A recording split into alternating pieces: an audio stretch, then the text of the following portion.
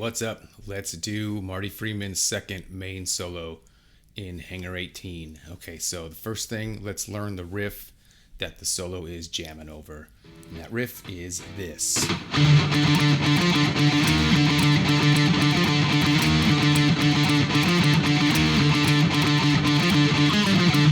Okay, so just doing that riff over and over. So let's analyze that real quick. What are we dealing with here? So riff in D, and then the notes in that riff, we got a D note, we got an F note, it's a minor third above the D, so we should be thinking minor scale so far. And then we got this E flat right here, so this is a flat second to the scale. Okay, so now we're thinking scales with minor third and flat second, right? And then plays that a bunch of times, and then the last part of the riff, I see that as we got a flat 5, the fourth note of the scale, third note, and the root. So I just see that as being a blues, like a little blues part. Okay, so immediately what I'd be thinking when I'm jamming over this riff is I'm gonna try to use a scale that's got a minor third, a flat second, and you can use the blues scale over it.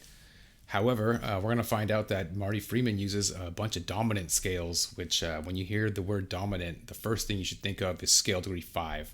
It's a dominant scale, dominant chords. Those things are going to be starting on scale degree 5. And the characteristics of those are generally a major scale with a flat 7th note. So if we were to start up on our D note on the 10th fret here, on the low E string, and we did a regular major scale, so we go 1, 2, 3, 4, 5, 6, 7, and then the 8th note is 1 fret above the 7th note. Okay, so that's our natural 7th. Flat 7th is going to be 1 back from that. So it should be 2 frets below the octave. Okay, and that right there is known as a minor 7th or a flat 7th. Okay, so dominant, you're thinking major, but with that flat 7th note. Okay, so the solo hasn't even started yet. We haven't even got to it yet, and there's already something interesting about this solo. Is that for some reason Marty Friedman decides to use all dominant, so he's using more or less major scales, but he's using like major scales over this minor kind of riff. Anyway, interesting stuff. Let's get to the solo. This first little section is going to be sounding like this.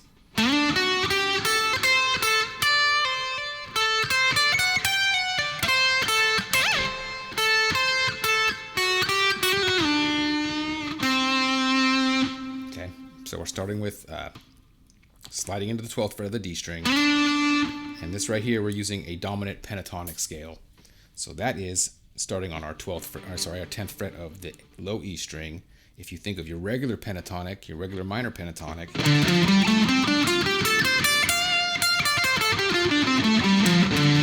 we're just going to take those F notes. So there's going to be 3 of them in this scale.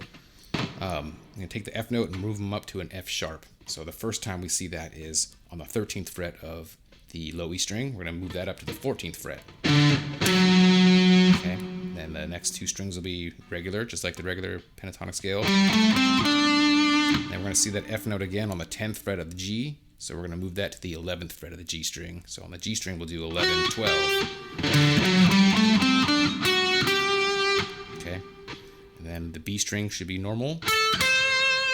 And then the high E string, we got a D note. And then there's our F for the 3rd time on the 13th fret. We're going to slide that up to the 14th fret. All right, so your dominant pentatonic scale.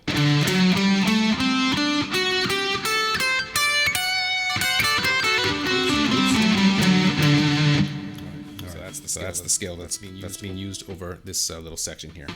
So, all right, back to it again. Sliding into the 12th fret of our D string. Then to the G string. That's 11, 12. Then to the B string. So that's 10, 13, 10. Then 15th fret, pull off to 13. And then back to 15th fret.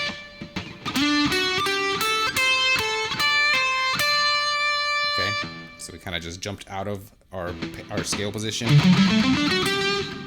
kind of jumped out of it. We're going to return to it.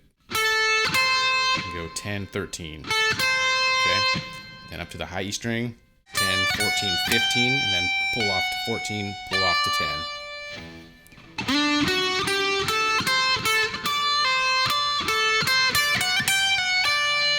Alright, then to finish this off, back to the B string, 13 and 10.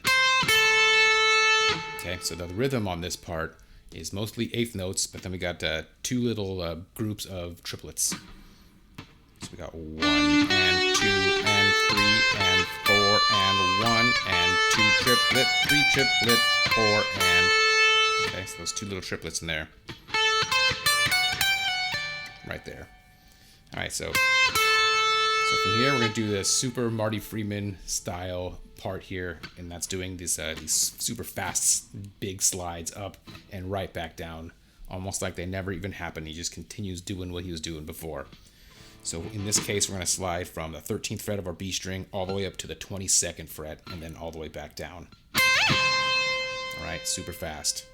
So that should land you with your third finger on the 13th fret again, and we'll do pull off to 10, and then add it back onto 13, and then we're going to pick the 10th fret, and then move down to the 7th fret, and go 7, 8, and then a little trill, so that's a 7, 8, 7 hammer-on pull-off. Okay, from there, slide down to the 3rd fret without picking it, and then do a half bend up. Okay, so what's going on in this part of the solo? He starts using the Egyptian scale, which is also known as the Phrygian Dominant scale, and that is a harmonic minor scale starting on its 5th note. So that scale starting on our low E string, 10th fret. We got 10, 11, 14. So it's definitely promoting that major chord, major type scale. And then 10, 12, 13, 10, 12.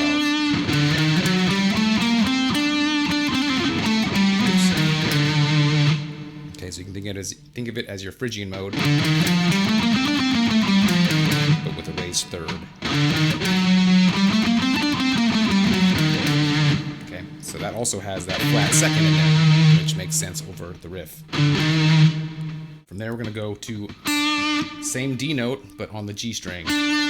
So that'd be our 7th fret, and then we'll still be using that Egyptian dominant Phrygian harmonic scale, Phrygian dominant scale. So 7th fret of our G. 7, 8, and then on the B string. So you can definitely hear that Egyptian.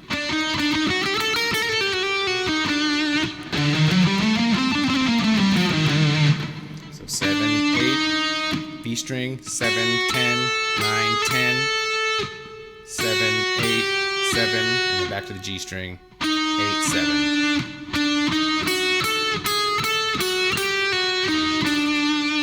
Okay, so one little note you can also make on this, he's throwing in a note that does not belong to that scale, and that's that 9th fret. That's a flat 5. It's just it's one of those notes. It's kind of like in the blues scale. You add a flat 5 in there. You can almost think of it as a note that you can kind of add almost to any scale, and it'll kind of work. So this A note is our 5th note of our scale. Using an A flat, it's a flat 5. Okay, that's what's going on right there. Alright, so from there, we're going to slide all the way up to the 15th fret, and we're going to do this altered, diminished 7th arpeggio. And why do I say altered? It's because the regular arpeggio would be 14 to 11, 13, 14. That's our normal diminished 7th arpeggio shape. But he's taking that high note and moving it up one. And then also going down an extra note. Okay, so that's 15, 11, 13 on the B, 14 on the G, 11 on the G. Definitely a good shape to get used to. You can use that all over the place. I think of this as being my diminished arpeggio that I use in 16th notes. 1 E and a, 2 E and a, 3 E and a, 4 E and a. But Then I'll leave off this low note, and I use that shape as my diminished arpeggio for triplets. 1 triplet, 2 triplet, 1 triplet, 2 triplet. Okay, it's kind of off the subject, but something you can get some use out of. So all right, so we got this altered diminished 7th arpeggio, 15, 11, 13, 14, 11. Okay, so now we're going to just be doing that same arpeggio, but we're going to do a different fingering for it and use that flat 5 of the scale.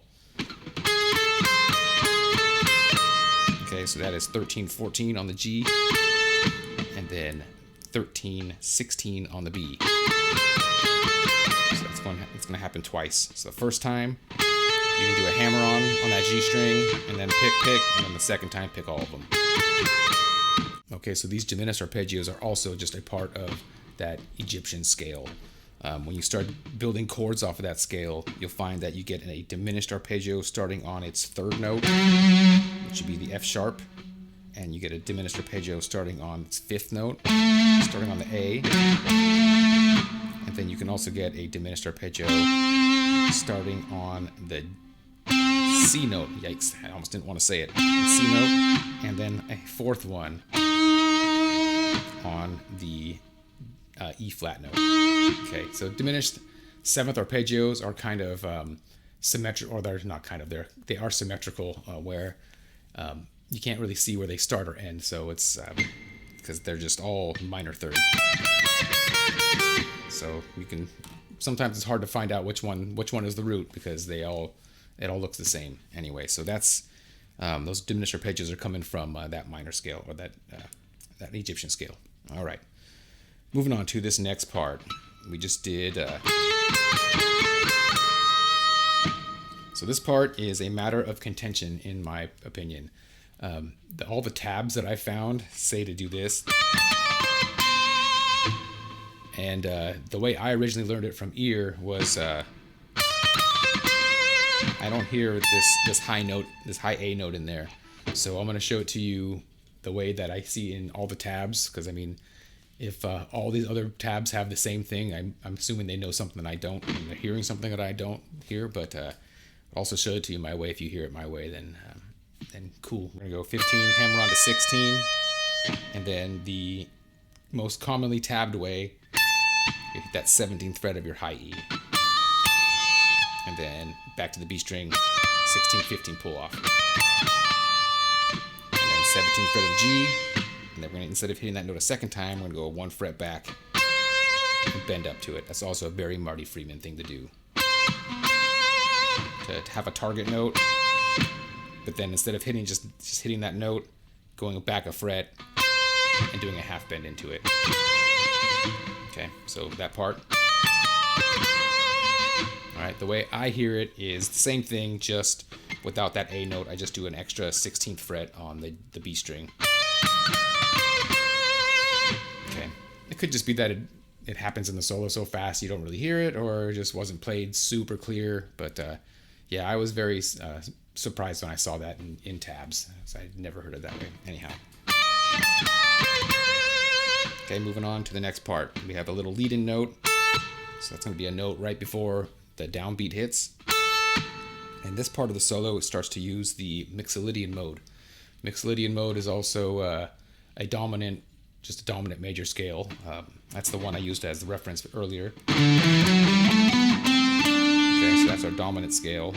Let me also add the Mixolydian mode is just the 7-note version of that dominant pentatonic scale, or you can say the dominant pentatonic is just the 5-note version of this scale. So they go hand in hand. If you use one, you can use the other at the same time, interchangeable.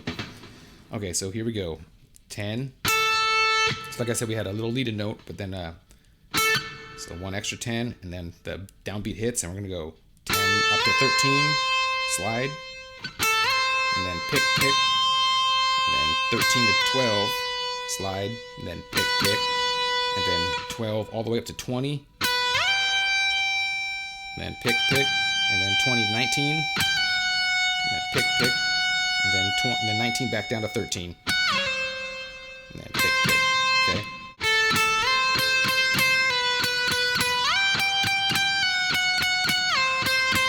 Okay, All right, so this next part, we got this little sequence.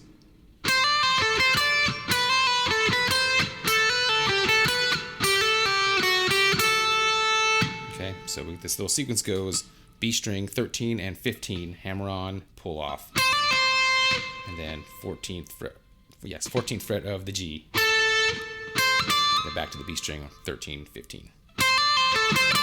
Okay, so that's going to be the little pattern that happens 3 times. Next position down would be 12, 13, but still using that same note on the G string. Okay, so that should be 12, 13, 12, 14 of the G, 12, 13. Okay, then move down another position. Should be 10, 12 on the B string, and then this time 12 on the G string. Okay, all in all.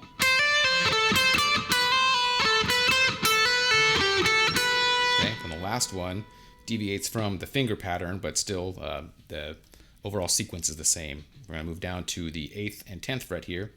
So hammer on from 8 to 10 and pull off, and slide down to the 7th fret. I'm going to go 7, 8, 10. Okay. So this next part, I've also seen tabs where there's 2 different ways of doing it. One I find to be a little bit easier to pull off, the other one a little bit harder. However, the harder one, I'm pretty sure, is the way Marty Friedman does it. It sounds that way as far as just the way the pull-offs versus pick notes. That's the way it sounds like to me. And also, if you watch the video, you pause it right when he's doing that. They actually show Marty Friedman doing that part of the solo, and you can see his pointer fingers on the 8th fret. So that suggests the slightly harder way, unfortunately. But you can do them both ways. They both sound more or less the same, especially when you're doing this lightning fast. Anyhow, next part up, we're going to be on the high E string. We're going to go 7, 8, 10, and then up to the 12th fret, and do a double pull off, 12, 10, 8. Okay, so here is the harder part, the way that I'm pretty sure is more accurate. So we do that double pull off, and then another pull off from 10 to 8, and then 12th fret of the B string. Okay, then we do that pull off, and then the 12th fret on the B string again. Okay, so that is. Okay, up after that. So kind of just going, just noodling around in the scale for a second. So that was a 10, 12 on the B, and then 8 on the high E string, and then 12, 10, 8, 7 on the B string. Okay, this whole part here.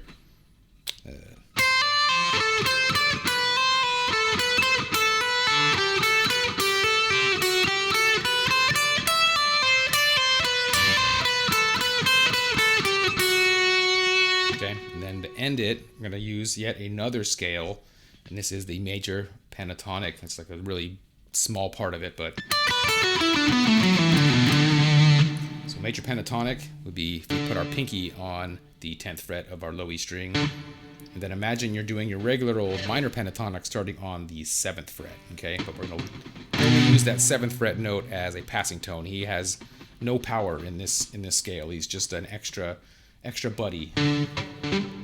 This 10th fret is the root, and that's where all the accents and all the weight should be put on that note.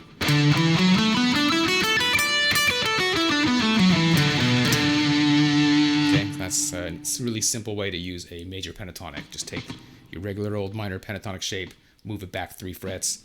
So whatever note the chord is, in this case it's a D chord, we want that second note of the scale to land on that D note.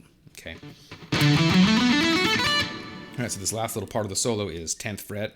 That'd be the highest note of our scale. So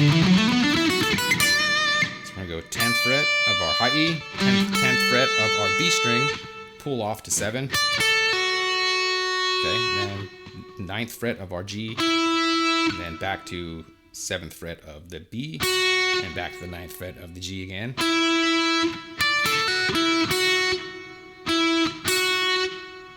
I got lost there already. Okay, then one more 7th fret of the B string. Yikes. Okay, and then to finish it off, a bend on that 9th fret of the G. then we finish on the 7th fret of the G string.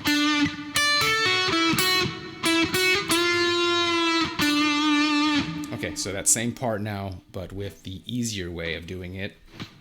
So let's start back from the 7th fret of our high E string. We'll go 7, 8, 10, and then that same thing, double pull off from 12, 10 to 8. But this time we're going to slide back a position, and you can do another double pull off from 10, 8 to 7, and then do that again. Okay. Okay. And then 10th fret of your B string, excuse me. And then 7, 8, 7, and then down the B string, 10, 8, 7. Okay.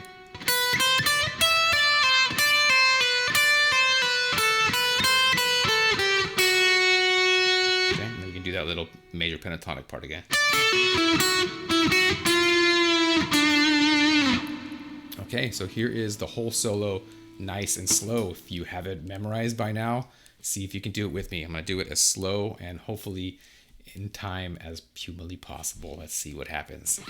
All right, so if we do like a 1 and 2 and 3 and 4 and...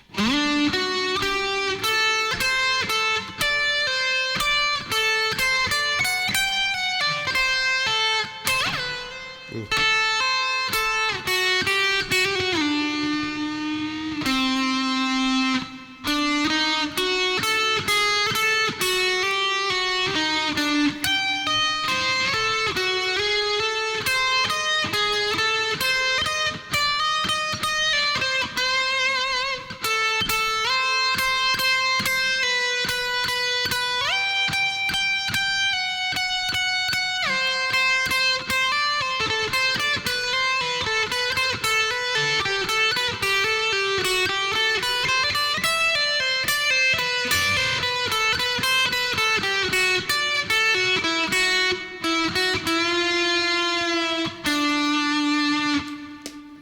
Rhythm wasn't completely there, but hopefully you get the picture and that's helpful.